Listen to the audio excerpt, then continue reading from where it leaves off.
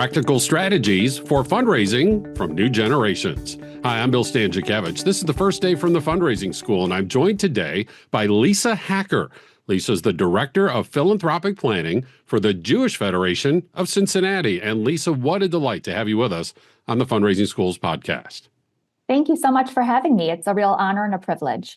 Well, I had the honor and privilege of learning from Lisa at a Jewish Federations of North America conference where she and I both spoke. In fact, we kind of shared the platform for a moment as I provided some of our school's research on fundraising for millennials and Gen Z. And then Lisa came up with a practical example of how she and her colleagues in Southwest Ohio are doing exactly that. And so, Lisa, first of all, a little bit of background. How long have you been a fundraiser?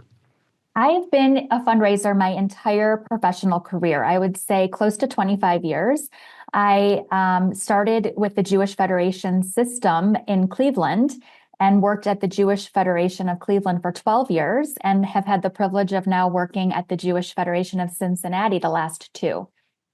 So as a veteran, your fundraising career includes the time when millennials were in middle school, in high school, Yes. in college. And so it's easy to have that image that, the millennials are still these youngest of folks. And yet now the oldest millennials are in their early 40s and they're settling down and buying houses and, developing families. And they're hashtag adulting, as I like to say. What was that epiphany for you when you and your colleagues saw we need to reach out to the millennial generation, which is now fully in the workforce and growing economically? I would say about 18 years ago, the Federation here in Cincinnati saw a transfer of wealth taking place, and we didn't want to be behind. So we talked a lot about the importance of being donor-centric and training the team to talk about ways in which we can talk to our donors and prospective donors beyond the annual campaign. And so that seed was planted many, many years ago, and we're really starting to see its blossoming and how involved and engaged these millennials are today.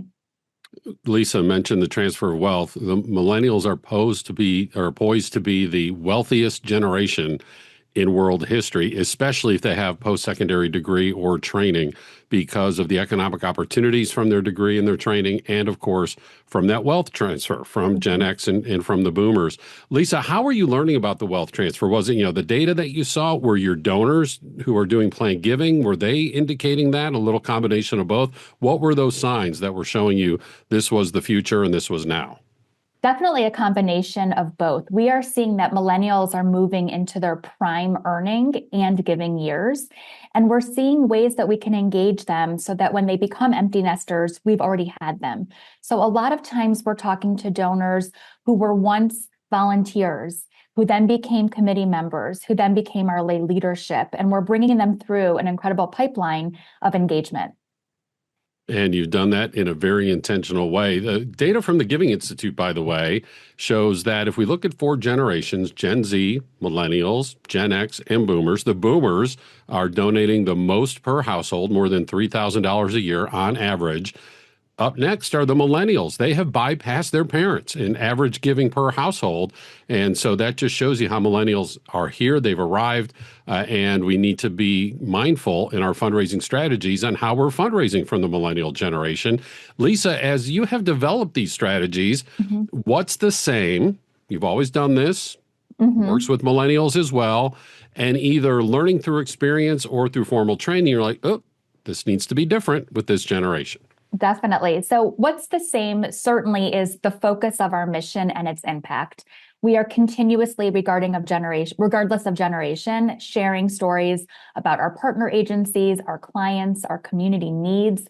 We have always and continue to conduct site visits for our donors and prospective donors to see our work in action. And we're very transparent about sharing outcomes and measurable impact. So we have the skill and the trust to build these relationships over time. And we do that through anything from email to face-to-face to special events to individualized stewardship. What I'll say is different about millennials is that they really appreciate their engagement through social media and peer-to-peer fundraising, whereas we're seeing the boomers and Generation X really like the phone or direct mail. Can you elaborate on that, please? Do you mean that you're finding the millennials through digital outreach, or We once you are. find them, they're posting on their social media sites and such, or a little bit of both? Bill, it's actually a little bit of both, but we see that our donors in the millennial category are really attracted to social media videos, stories that are really relevant to them and their peers, and then they actually share them or post their own. And that is supported by the research. So back in the day, we'd take a picture, we'd put it in the annual report. It would be hard copy. We'd mail that out. And the people in the boomer and the X generation to this day still love it. Millennials, not so much. Not only are they online, but Lisa, they want to take their own pictures, the research shows. They don't want our pictures. They want to take the selfies and the ussies of themselves being engaged in our nonprofit organization. Are you seeing that with your outreach at the Jewish Federation of Cincinnati? Absolutely. We encourage our participants, especially the young adult folks, to share and post their own experiences, and they do. And they'd like to be seen, and that's how they reach out. And it's a wonderful fundraising opportunity as their followers see them and can get engaged with the nonprofit as well. So at the Jewish Federation of Cincinnati, is this a formal program? Does this have a name? This is the Fundraising from Millennials initiative. How has this been formalized? We recently launched a TEED. A TEED means future in Hebrew, in partnership with Jewish Federations of North America. And this is a values-based program that empowers our next generation of Jewish leaders dedicated in a space that can help them connect and grow and build community, while also developing the skills to drive our community forward in leadership and in philanthropy. And we've had such tremendous success and growth from this program, and we're really proud to continue it in the years to come. Lisa, how is the program implemented? Is it special events? Is it one-on-one meetings? What does this look like in everyday practice? Sure. So the ATID cohort, which consists of anywhere from about 10 to 15 people, here in Cincinnati, we had 12. They come together once a month over 6 months, and it's in-person learning and Jewish content and text study and values-driven conversation around philanthropy, around family values, around where they would like to place their leadership within the community, whether at Federation or elsewhere. And we help provide them the right tools and networks to get to where they would like to be as philanthropic leaders. So it is a cohort of millennials who meet on a regular basis. They get to know each other. They do. And it's great because our official cohort ended a few months ago, yet this group on their own is continuing to meet and network and connect. There's something there they're enjoying. You sparked something there, Lisa. Yes. How were they nominated? Did they self-select? How did you find these folks? We nominated these individuals to be part of this really special program.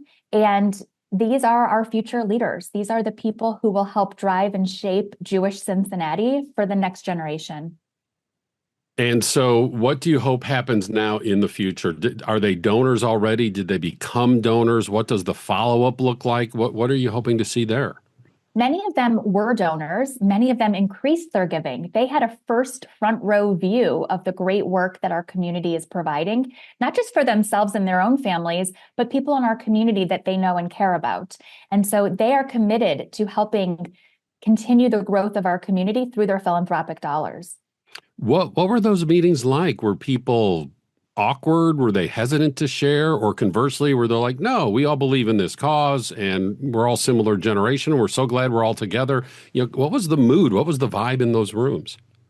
The vibe was taking responsibility. It was about showing up. It was about talking about things that we all care about and taking action. And so this group, who happened to be all men in our cohort, this group of men are really talking through tough conversations and sensitive topics about things that they deeply care about so that their children and future grandchildren will have a community that is taken care of and a strong one that very similar to what we have here today. So I need to ask you, and we're very careful when we teach about data, and you saw me do this at the conference we were at together, but at our school, the Indiana University Lilly Family School of Philanthropy, we have different data about different demographic groups, and we're always quick to say these are averages. You will treat people as an individual. You will see distinctions from one individual to the next, but the averages give us a starting point. And some of those data show that the millennials don't always stay interested in the causes in which their parents and grandparents were interested, whether that's secular causes, whether that's faith-based causes. They think, oh, that was fine for mom and dad and grandma and grandpa, but I've got my own thing. Did you encounter that with this group? You say they were donors already, so that's helpful. But how much of it do you think is similar to their family story, but also they're kind of, cutting their own pathway philanthropically?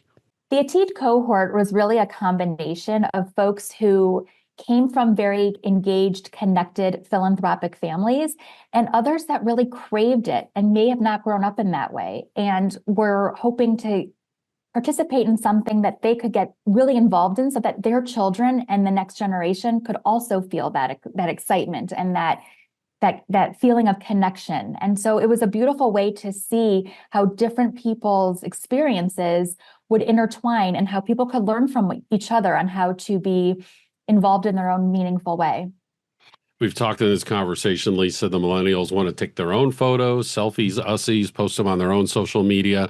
You've also talked about them, passing along these lessons to their families. So it's their friends, it's their families, and that's consistent. We've seen that from one generation to the next, and it's happening now. What's next for this program? Are you going to do a cohort every year? We're going to invite women. What's next for this program? Yeah, it's exciting because the sky's the limit. We are in the current phase of doing some alum programming for the current Ed.D cohort, and we're really hopeful and planning on a second and hopefully third and fourth cohort as the years come and follow. But it's proven to show an incredible way to really talk through philanthropy, talk about values, talk about what's really important to the people in our community and executing that. Wonderful. Now we've been spending our time on millennials. What about Gen Z? Now, again, as we record this interview, the youngest Gen Z, some of them are like late middle school, early high school, and they can be philanthropic, and they are philanthropic. And of course, we need to be inclusive of everybody. But if we're also thinking about the ability to make cash donations, even at our base level, we're also thinking that Gen Z, the oldest ones, are now beyond the normal college years. They're in their early to mid 20s. Is there any outreach to Gen Z that you're doing? There is. Our Jewish Federation is focusing on a handful of leadership engagement programs. One is called LEAP, L-E-A-P, and that's really an opportunity for young adults right out of school, figuring out their career and their next path in life, to just dip their toe into Jewish communal involvement. It's very social, it's educational, it's a great way to meet other people in our Jewish community. And so we've seen a lot of great success with that program. And its follow-up program is called LEAD, L-E-A-D. And that's really more of a leadership development program. So once they've kind of been exposed and learned a little bit about our Jewish community, they can get to meet with agency execs and board members and do site visits and really learn a little bit more about the ins and outs of our great community and see if they're interested in more involvement, volunteering, committee work, things like that. Oh, it's never too soon to start. In fact, that's the message of our Youth Philanthropy Initiative at the Indiana University Lilly Family School of Philanthropy as we think about those middle and high school students, let alone the older Gen Z. Lisa, as we conclude here, let me ask you this. What have you enjoyed most about reaching out to the millennial and Gen Z generations? And maybe what are some of the concerns that you've had that maybe you said, oh, I guess it wasn't so bad after all, or concerns that you still have as you do this work? I would say it's a really exciting time because there are so many opportunities for millennials and the generation that follows. Cincinnati has such a robust Jewish community, and we are seeing more people in leadership that want a seat at the table. They want to be exposed to some of our more senior leaders. They want to do things earlier on in their volunteer path before the generations that came before them. And we're also in the midst of rolling out a community strategic plan. And I think it's uniquely designed in a way that will help us with the surge. We talk a lot about the surge in our Jewish community because so many people are actively increasing their engagement and their interest in engagement in Jewish life, despite the rise in global anti-Semitism. So I think that there's a tremendous amount of excitement and growth and opportunity for these people. And I enjoy meeting with millennials and those younger so much because it really helps build the relationship. It really helps to see what people are really interested in. Money should not be transactional. It should be about long-term sustainability and conversation and giving people the time and space that they deserve to really let them see their impact. Let them participate in events, let them volunteer. I also ask our donors that I meet with to share their advice. I like to treat them as collaborators. I think it's really exciting, especially for me, to listen more than I speak so that I can really hear a lot more about what issues they care about and what aligns with their values. So it's all about the donor, and we do our very best to make them feel part of the table conversation. Oh, that is such great advice. I have to ask you one more question about feeling part of the table, feeling part of the conversation. What about the much more veteran fundraiser, that highly experienced fundraiser? I'm trying not to say old, one who has, what the psychology term says, crystallized intelligence to share, right? They've been around that long.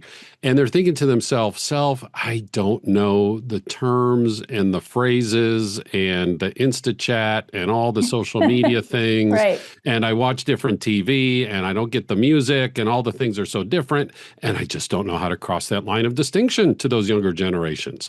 What advice do you have to talk those folks off the ledge and make sure that they are including millennials and Gen Z in their fundraising strategies? First of all, I'm laughing. Just have fun with it. These are people. Just have fun with it. We have a lot of newer colleagues on our team here at the Federation. Folks out of school, this may be a first professional experience for them. Bring them along. Talk to them. Let them not only get exposure to the work that we're doing as fundraisers, but let them be with their peers and let them drive the conversation. It's great practice, and it's a great way to engage different ages and different interests into the conversation, and just ask questions. I ask a lot of times my younger colleagues, tell me more about this, or how do you explain that? I want to make sure that we're relevant and that we are interesting and exciting to talk to. And so, one, bring them along, and two, don't be shy to ask. Yeah, I've done that in my own family. I have a couple of younger millennials. They're on the younger side of that generation. I'm like, who's this Mr. Beast? Am I supposed to know Mr. Beast? What's Mr. Beast? I don't know Mr. Beast, right? So yeah, talk to the ones in our family, in our workplaces, our circles of influence. Lisa Hacker, I just have to give you so much credit. To anybody who maybe was hesitant, you have totally demystified, and not only just that, but in a very positive, forward-thinking way, giving us practical strategies on how to make sure we are inclusive, which is just the right thing to do, period, end of story. Let alone what it means for our fundraising possibilities, inclusive of the millennial generation and Gen Z. Thank you so much for being with us on the First Day podcast from the Fundraising School. Thank you for having me. That's Lisa Hacker. She's the Director of Philanthropic Planning for the Jewish Federation of Cincinnati. And of course, we talk about generational distinctions in just about all of our 27 courses that lead to 5 different certificates. We're in person now in about a dozen U.S. cities. And of course, around the world, online, either recorded or virtual, meaning live in real time. You can customize training. We'll bring it right to you, whatever you'd like that tailored instruction to be. We have quarterly webinars, this weekly podcast, and our textbook, Achieving Excellence in Fundraising. You can learn all about this online at go.iu.edu/TFRS for the Fundraising School. Our producers today, they're just amazing, doing great work on this podcast, Mike Anthony and Jennifer Boffman. I'm Bill Stanczykiewicz, and now you are now more fully informed on this first day from the Fundraising School.